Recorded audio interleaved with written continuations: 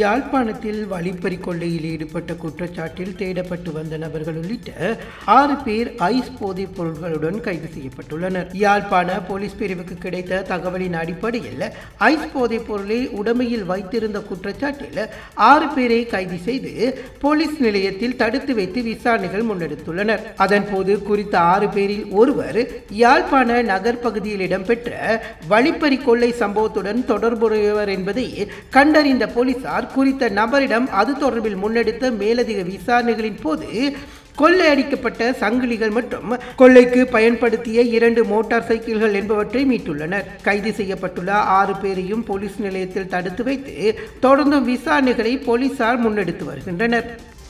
மேலதிக செய்திகளுக்காக எமது யூடியூப் தளத்தை சப்ஸ்கிரைப் செய்யுங்கள்.